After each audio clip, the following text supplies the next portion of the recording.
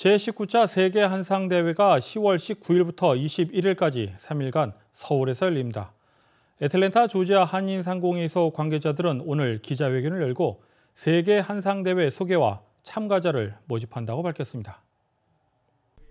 애틀랜타 조지아 한인상공회의소 측은 미주 지역에서 약 200명에서 250명, 애틀랜타 지역에서 30명 이상이 참가할 것으로 예상한다고 밝혔습니다.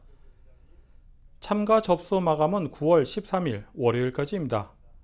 한인상공회의소 총연에서는 올해 참가 예정인이 200에서 250명 예상하고 있습니다. 작년에 저희가 한상대회를 안 했기 때문에 이번에 한국을 가고 싶어하는 분들이 굉장히 많습니다.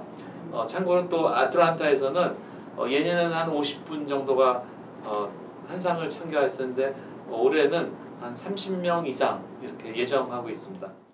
이번 한상대회 참가자의 주요 변수는 코로나19입니다. 코로나19 확산으로 개최 장소도 대전에서 서울로 변경된 상태입니다.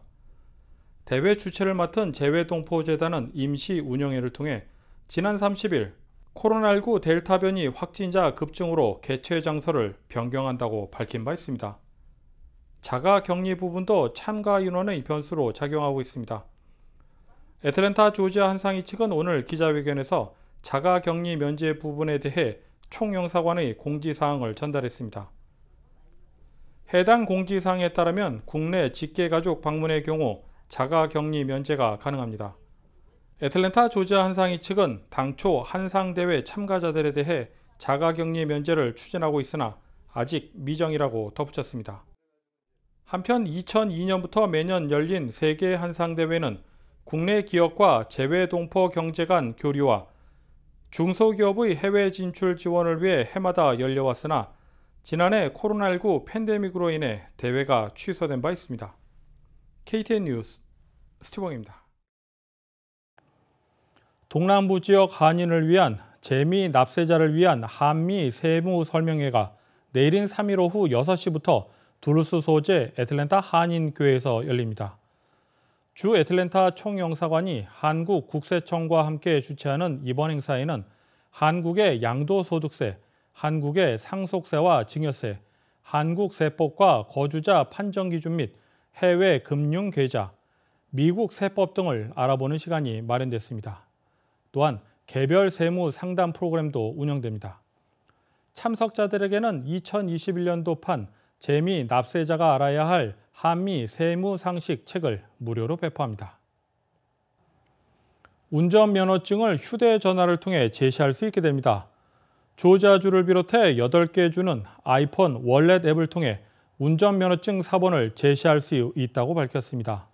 또한 안드로이드 휴대전화도 유사한 면허증 앱을 개발 중에 있다고 전해졌습니다. 보도에 김상은 기자입니다. 애플사는 전국 8개의 주에서 아이폰 전용 앱을 통해 전자 운전면허 서비스를 내놓는다고 지난 수요일 밝혔습니다. 애플의 보도자료에 따르면 전자 운전면허 사용 허가는 조지아와 애리조나주에서 첫 번째로 시행될 것으로 보입니다. 이후 아이오와, 켄터키, 메릴랜드, 오클라호마, 유카주가 그 뒤를 이을 예정입니다. 아이폰 사용자는 애플 전용 앱인 애플 월렛에 운전면허를 등록해 사용할 수 있습니다. 그렇게 되면 운전면허를 직접 들고 다니지 않아도 휴대전화로 언제든 간단하게 활용이 가능합니다. 운전면허를 등록하는 애플 월렛은 영화, 카페, 쇼핑몰 등 여러 가지 멤버십 카드나 학생증, 항공권 등을 직접 소지하지 않아도 휴대전화에 등록해 편리하게 이용할 수 있는 아이폰 전용 앱입니다. 애플 월렛은 아이폰 전용 앱이기 때문에 안드로이드 전화로는 아직 전자운전면허 사용이 불가합니다. 조지아주 운전자 서비스국 DDS의 스폰스 모어 국장은 조지아주가 운전자의 안전과 보안, 신원 확인 절차를 철저하게 진행할 것이며 애플사 또한 전자 운전면허를 통해 안전과 보호를 오류 없이 지킬 것이라고 전했습니다. 그러면서 아직 안드로이드 휴대전화에 대해선 전자 운전면허를 등록할 허용된 앱이 없지만 추후 개발 계획이 있다고 전했습니다. 아직까지 전자운전면허증을 시행할 정확한 일정은 발표되지 않았습니다. KTN 뉴스 김상은입니다. 코로나19 관련 연구가 계속 진행 중인 가운데 코로나19 사망자가 비정상적으로 자가 항체를 보유하고 있다는 연구 결과가 나왔습니다. 보도에 박진남 기자입니다. 코로나19 중증 환자와 사망자에게서 비정상적으로 자신의 면역 체계를 공격하는 자가 항체가 유독 많이 발견됐다고 국제과학학술지 네이처가 8월 31일 보도했습니다. 자가 항체는 류마티즘과 류포스 같은 자가 면역 질환을 일으킨다는 점에서 이들 질환 환자들이 코로나19에 걸릴 경우 치명적 결과를 초래할 수 있음을 보여줍니다. 미국 록펠러대 장 로렌 카사노바 교수 중심으로 이루어진 국제연구진은 38개국 3,595명의 코로나19 중증 환자를 대상으로 자가항체 보유 여부를 조사했습니다. 그 결과 이들 환자의 13.6%가 혈액 내 단백질 분자인 일형 인터페론을 공격하는 자가항체를 보유한 것으로 나타났습니다. 그 비중은 40세 미만 9.6%에서 80세 이상 21%까지 다행했으며 코로나19로 인한 사망자 중에선 18%나 검출됐습니다. 자가항체를 지녔다는 것은 코로나19 바이러스의 침투와 확산을 막는 1차 방어선인 인터페론을 무력화시키는 결과를 초래합니다. 연구진은 또 코로나19 유행 전에 채취한 3만 5천여 명의 건강한 사람들의 혈액 샘플을 조사했습니다. 그 결과 18세 이상 69세 사이의 사람들 중에 0.18%가 일형 인터페론에 대한 자가항체를 갖고 있었으며 연령이 증가하면 그 비율도 늘어나 70세 내지 79세에선 1.1%, 80세 이상에선 3.4%로 나타났습니다. 카사노바 교수는 연령이 높아질수록 자가항체 보유율이 급증한다면서 이는 노령층이 코로나19에 감염됐을 때 특히 취약한 이유를 설명해 준다고 말했습니다. 그는 이 연구 결과를 토대로 병원에서 코로나 환자에 대해 자가항체 여부를 조사하는 것이 중증으로 악화되는 것을 막을 수 있는 하나의 단초가 될 수 있다고 조언했습니다. KTN 뉴스 박진남입니다. 연방국무부가 북한 여행 금지 조치를 내년 8월 31일까지 1년 더 연장했습니다. 이는 역대 네 번째이자 바이든 행정부 출범 이후 첫 대북 여행 금지 연장 조치입니다. 북한을 여행한 미국인들이 체포나 장기 구금에 대한 심각한 위험이 잇따를 수 있다며 이 같은 결정을 내렸다고 전해졌습니다. 미국의 북한 여행 금지 조치는 4년 전 트럼프 행정부부터 시행됐습니다. 지난 2017년 6월 오토 웬비어가 북한에 17개월 억류됐다 혼수 상태로 풀려난 뒤 숨지자 당시 트럼프 행정부는 같은 해 9월 북한에 대한 여행 금지 조치를 결정했습니다. 다음은 코로나19 소식입니다. 오늘의 코로나19 현황을 김상은 기자가 종합했습니다. 9월 2일 오후 2시 50분 기준 미국 내 코로나19 누적 확진 환자는 4,035만 5,342명, 누적 사망자는 66만 148명입니다. 어제 하루 동안 신규 확진 환자는 13만 852명 늘었고 신규 사망자는 806명 증가했습니다. 주변 누적 확진 환자는 캘리포니아, 텍사스, 플로리다, 뉴욕, 일리노이 순으로 많습니다. 주변 누적 사망자는 캘리포니아, 텍사스, 뉴욕, 플로리다, 펜실베니아 순으로 많습니다. 다음은 조지아주 코로나19 현황입니다. 오후 2시 50분 집계에 따르면 조지아주의 누적 확진 환자는 110만 3,756명, 누적 사망자는 19,936명으로 집계됐습니다.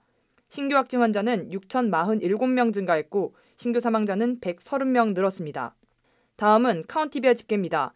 풀턴 카운티 누적 확진 환자 99,111명, 누적 사망자는 1,416명입니다. 수요일 대비 신규 확진 환자는 354명 늘었고 신규 사망자는 2명 늘었습니다. 귀넷 카운티 누적 확진 환자 98,039명, 누적 사망자는 1,182명입니다. 신규 확진 환자는 336명 늘었고 신규 사망자는 5명 늘었습니다. 이상 오늘의 코로나19 현황이었습니다.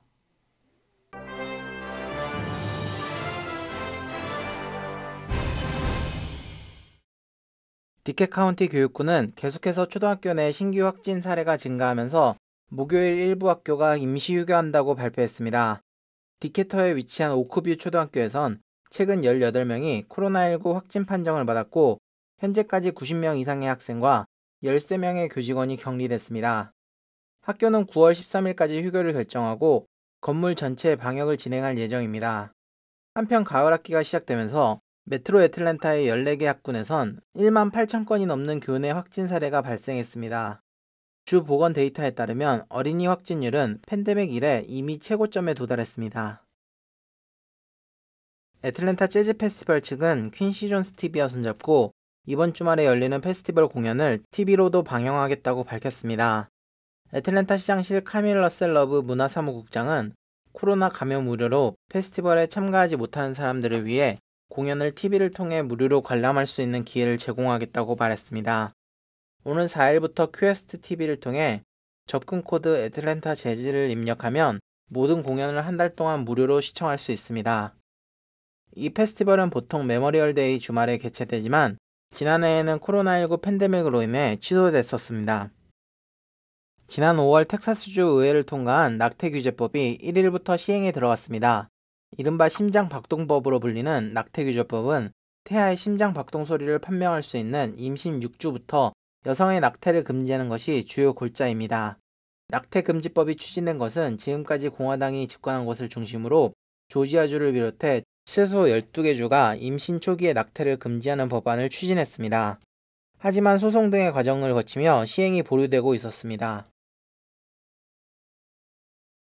이상으로 9월 2일 KTN 뉴스를 모두 마칩니다. 시청해주신 여러분 고맙습니다.